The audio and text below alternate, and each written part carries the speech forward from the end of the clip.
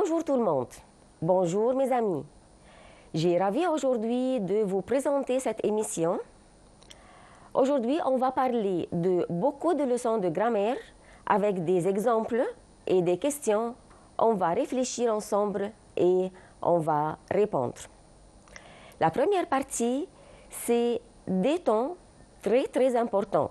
C'est la différence entre le passé composé et l'imparfait. Le passé composé, c'est un temps définir. Par exemple, la première partie de cette émission, c'est deux temps très importants. C'est le passé composé et l'imparfait. Le passé composé, vous savez bien qu'on utilise un auxiliaire. Parfois un auxiliaire avoir et parfois un auxiliaire être. La première phrase avec nous, c'est « J'ai mangé une pizza hier ». J'ai mangé une pizza hier. C'est une phrase au passé composé, bien sûr, et ici l'auxiliaire, c'est verbe avoir. Une autre phrase pour l'imparfait, « Il pleuvait quand j'ai vu Marie ». Il pleuvait quand j'ai vu Marie. Ici, verbe pleuvoir. Pleuvoir est l'imparfait. Vous connaissez bien les terminaisons de l'imparfait, n'est-ce pas? Avec je, c'est AIS. Avec tu, AIS. Il, comme cet exemple, c'est AIT. Nous, IONS. Vous, IEZ. Et il et elle pluriel, AIENT. Ça va? Quelle est la différence entre le passé composé et l'imparfait? Quand on utilise le passé composé et quand on utilise l'imparfait. Le passé composé exprime une action achevée dans le passé. Mais l'imparfait exprime une action en cours dans le passé. Le passé composé, on l'utilise pour décrire des événements spécifiques. Mais le imparfait, on l'utilise pour décrire des descriptions ou des situations. Ça va? C'est maintenant la différence entre le passé composé et l'imparfait. Il y a une autre différence, bien sûr. C'est le passé composé met l'accent sur le résultat de l'action. Met l'accent sur le résultat de l'action. Mais l'imparfait met l'accent sur le contexte ou l'atmosphère. D'accord? Et ensuite, il y a beaucoup d'exercices pour comment utiliser le passé composé et l'imparfait. La première phrase pour cet exercice, on doit choisir la bonne réponse. C'est « choisissez la bonne réponse ». Ici, il y a demain. Ça, c'est pas passé composé, bien sûr. Il y a un mot-clé qui signifie qu'on doit utiliser le futur simple. Il y a une révision aussi sur le futur simple. Demain, le temps clair et il beau. On doit choisir serait, ferait, ou bien sera, fera, soit, fasse, et aurait été, aura fait. Quelle est la bonne réponse ici dans cette phrase? On a dit que demain signe le futur simple. La première réponse, c'est serait, ferait. Ça n'existe pas, bien sûr. Ce n'est pas futur simple. Sera, fera. Ou bien soit, fasse. Toujours, c'est le verbe être et le verbe faire. Donc, la bonne réponse, c'est sera, fera. On reprend la phrase. Demain, le temps sera clair et il fera beau. Donc, la deuxième phrase. Si tu, du thé, tu ne dormiras pas. Si tu du thé, tu ne dormiras pas. On doit choisir bois, buvez, boivent, avez bu. Ici, vous connaissez la règle de si. Si la règle, c'est si présent, ou bien si imparfait et passé composé, c'est dans la même phrase. On doit savoir ici, on doit choisir quelle réponse. Si tu du thé, tu ne dormiras pas.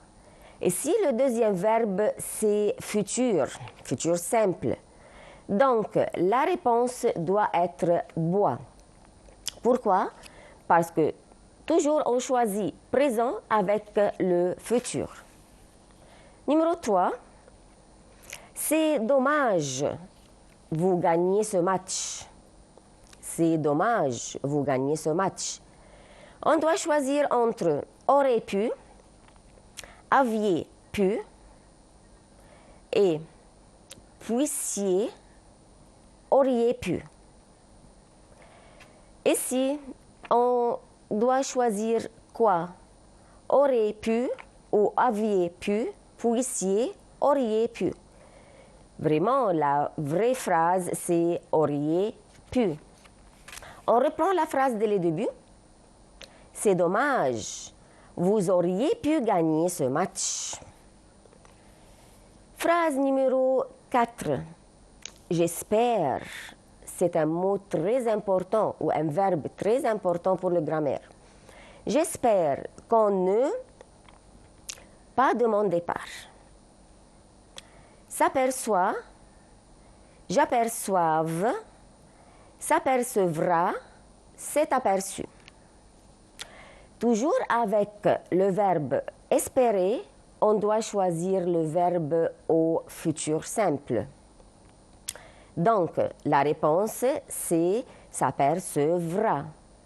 S'apercevra. On reprend la phrase. J'espère qu'on ne s'apercevra pas de mon départ. Numéro 5. Mes vacances, j'ai beaucoup marché. Mes vacances, j'ai beaucoup marché. On choisit depuis ou bien pendant, il y a, pour. Dans cette phrase, on doit choisir quoi? Mes vacances, j'ai beaucoup marché, il y a, beaucoup, pour, etc. C'est quelques prépositions. On doit choisir. On reprend cette phrase. Pendant mes vacances, j'ai beaucoup marché. Pendant mes vacances, j'ai beaucoup mangé. La fin des vacances, je ne fais plus de sport. La fin des vacances, je ne fais plus de sport. Ici aussi, on choisit des expressions comme depuis, pendant, il y a et pour. Qu'est-ce qu'on peut choisir ici? On dit par exemple depuis la fin des vacances? Non, c'est pas juste. Pendant la fin des vacances, ça ne marche pas avec le sens de la phrase. Donc, il y a depuis, oui, vous êtes juste. Depuis la fin des vacances, je ne fais plus de sport. Depuis la fin des vacances, je ne fais plus de sport. En phrase numéro 7, il va partir quelques jours. On choisit depuis, pendant, il y a, pour. D'après le sens de la phrase, on doit choisir quoi? Il va partir, c'est futur proche, va et partir, verbe aller plus l'infinitif. C'est le verbe au futur proche. Depuis, non? Pendant, il y a, pour. Il va partir pour quelques jours. Oui, c'est ça. Il va partir pour quelques jours. C'est bon. Vous avez discuté une demi-heure. Quel est le temps ici de la phrase? Vous avez discuté une demi-heure. Avez discuté, c'est verbe discuter au passé composé, n'est-ce pas? D'accord. Donc, qu'est-ce qu'on va choisir? Depuis, pendant, il y a, ou bien pour. N'oublie pas que le verbe ici, c'est au passé composé. Donc, on reprend cette phrase avec la bonne réponse. Vous avez discuté pendant une demi-heure. C'est ça. Vous avez discuté pendant une demi-heure. Donc, on part pour numéro 9. Numéro 9. 2 ans, j'ai rencontré mon professeur par hasard dans la rue. 2 ans, j'ai rencontré mon professeur par hasard dans la rue. On choisit depuis ou bien pendant, il y a, pour. Qu'est-ce qu'on va choisir? Depuis, pendant, il y a et pour. On va voir. 2 ans, j'ai rencontré mon professeur par hasard dans la rue. Oui, bien sûr, la bonne réponse c'est il y a. Il y a 2 ans, j'ai rencontré mon professeur par hasard dans la rue. J'habite à Paris une semaine. C'est la phrase numéro 10. J'habite à Paris une semaine. On va choisir quoi? Depuis, pendant, ou bien il y a, ou pour. J'habite à Paris une semaine. Quelle est la bonne réponse? Comme vous savez bien, c'est depuis. Donc, on reprend la phrase dès le début. J'habite à Paris depuis une semaine. Très bien. La phrase numéro 11. Si nous resterions au bord de la mer. Si nous resterions au bord de la mer. Ici, c'est le règle de si. Si nous pouvions, puissons ou bien pourrions. Encore une fois, pouvions, puissions et pourrions. Donc, ici, la règle de si. Quel est le deuxième verbe dans la phrase? C'est resterions. Oui, c'est resterions. Conditionnel. Donc, le premier verbe, on doit choisir quoi le premier verbe? Oui, c'est pouvions. Pourquoi? Parce que le règle de si, s'il y a dans la phrase imparfait, l'autre verbe c'est au conditionnel. Et comme cette phrase, il y a le conditionnel, donc on doit choisir l'imparfait. Donc, on reprend cette phrase. Si nous le pouvions, nous resterions au bord de la mer. C'est vrai. Notre ville plus belle si on diminuait la pollution. Notre ville plus belle si on diminue la pollution. Aussi, la règle de si. Quel est le temps du verbe dans cette phrase? Après si, c'est diminuer. Diminuer à quel temps?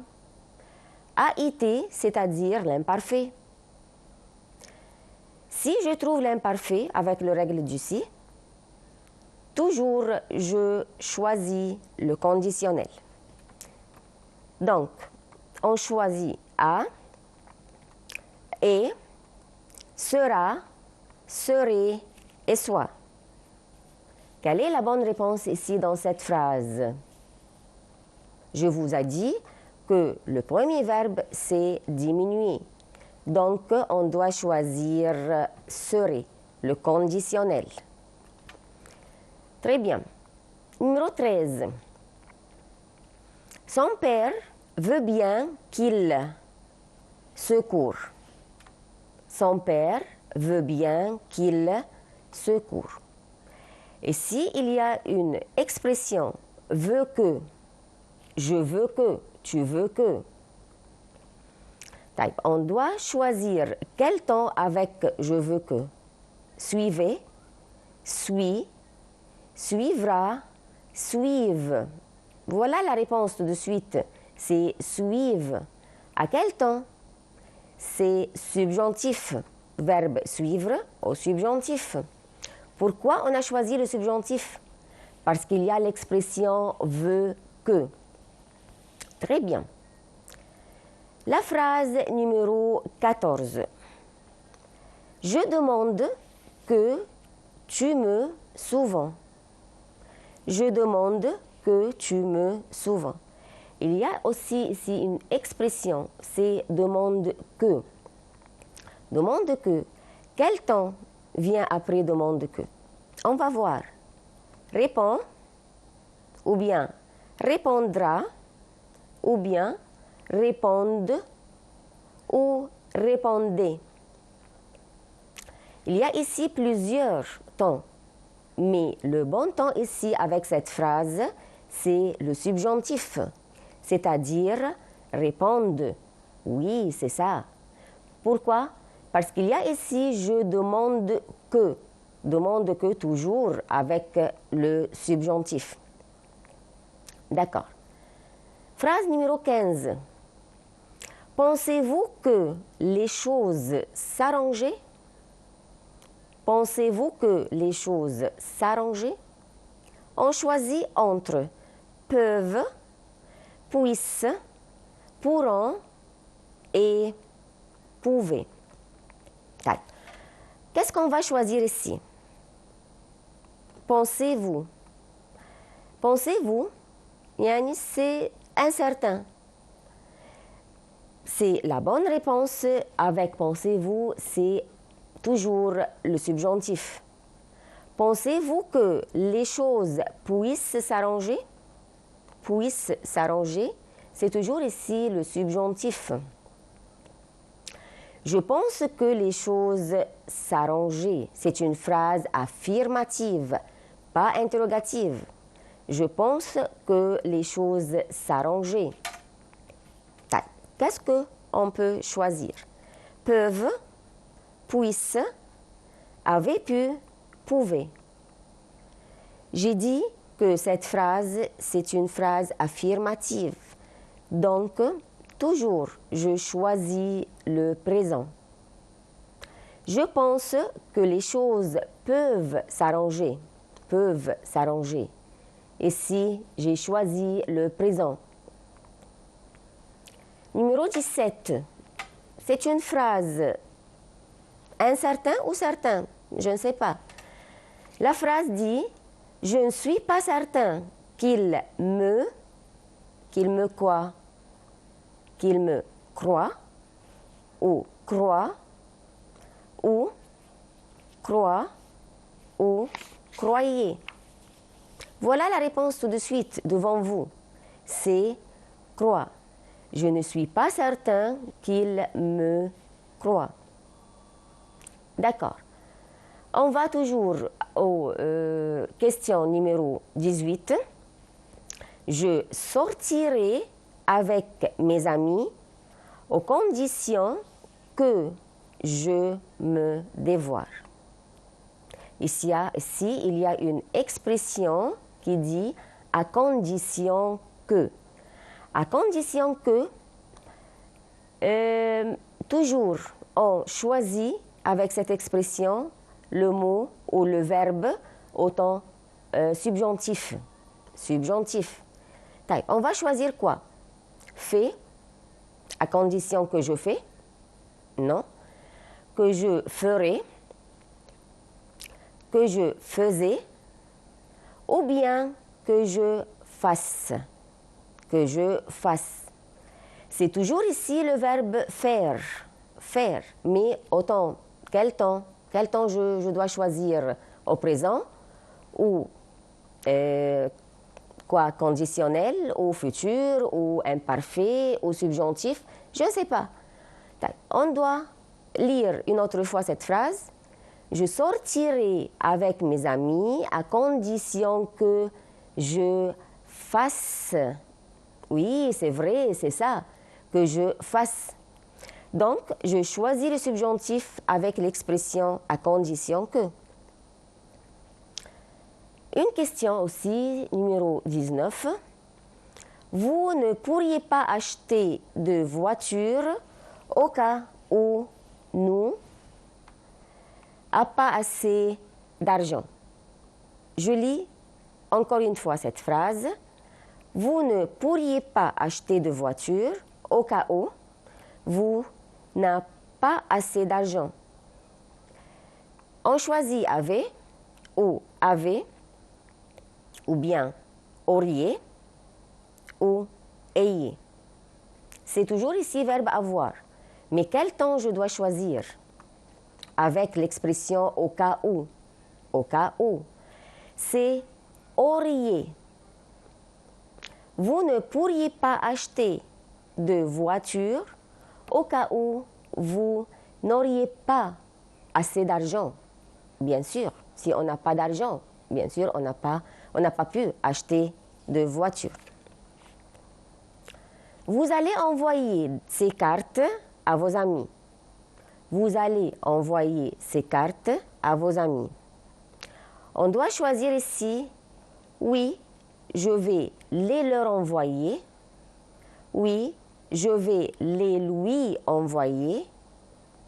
Oui, je vais la lui envoyer. Et enfin, je vais leur envoyer. C'est une question de quoi? Ce sont des pronoms personnels. Pronoms personnels pour le complément d'objet direct ou le complément d'objet indirect. Et si dans cette phrase, vous allez envoyer ces cartes, il n'y a pas ici de préposition. Il n'y a pas de A ou O ou n'importe quoi.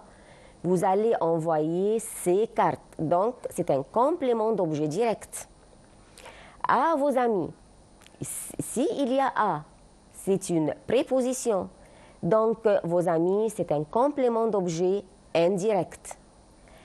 Je veux remplacer ces cartes, complément d'objet direct, et aussi vos amis.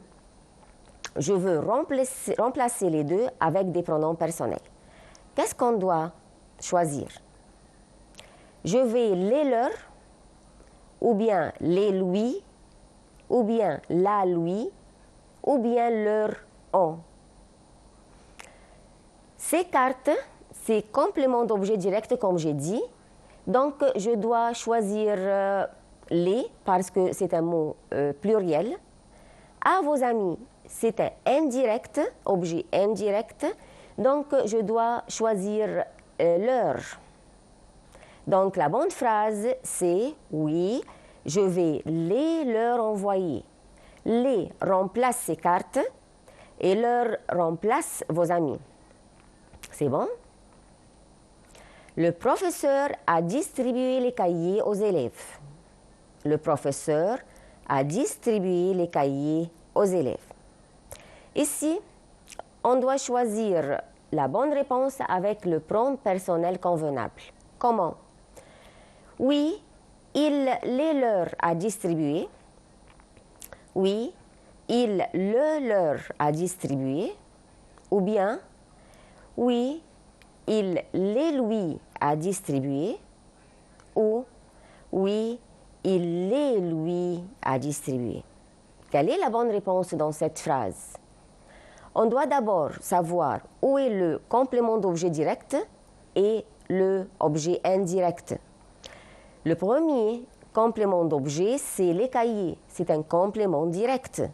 Mais aux élèves, c'est un complément indirect avec O préposition et pluriel en même temps. Donc, je choisis quoi? Il les leur, le leur, les lui, les lui. Oui, très bien, très bien.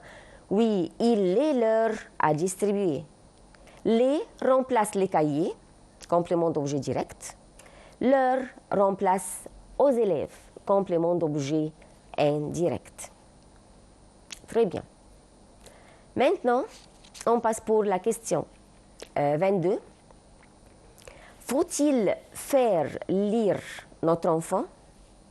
Faut-il faire lire notre enfant? C'est une question. Je veux choisir dans cette phrase un pronom personnel. Oui, il faut les faire lire. Oui, il le faut faire lire. Oui, il faut le faire lire. Oui, il la faut faire lire. Qu'est-ce qu'on doit choisir ici? Faut-il faire lire notre enfant? La bonne réponse ici, oui, il faut le faire. Le faire, pronom personnel le, toujours on remplace notre enfant. Très bien. Si les élèves, pendant l'explication, ils auraient compris ce que le professeur a dit. C'est une phrase riche. Si les élèves, pendant leur explication, ils auraient compris ce que le professeur a dit. Ici, c'est la règle de si. Vous voyez? Le deuxième verbe dans cette phrase, c'est il aurait. Aurait, c'est quel temps? Conditionnel. Oui. Donc, après si, on doit choisir quel temps? Très bien, c'est imparfait. Donc, on va choisir tout de suite. Non pas parler, ne parle pas, n'avait pas parlé ou bien n'aurait pas parlé. Quelle est ici la bonne réponse? Aurait compris. C'est la phrase, le premier verbe, c'est aurait compris. C'est le conditionnel présent. Donc, pardon, c'est le conditionnel quoi? C'est plus que parfait, n'est-ce pas? C'est pas conditionnel, c'est plus que parfait. Donc, on doit choisir la phrase la plus correcte, c'est n'avait pas parlé. C'est quel temps? C'est le plus que parfait. Donc, cette phrase, le verbe devant nous, c'est aurait compris. Aurait compris, c'est conditionnel passé. Donc, on doit choisir le plus que parfait. N'avait pas parlé. Chers amis, aujourd'hui, on a terminé cette émission. Bonne chance et bon courage et à l'émission prochaine.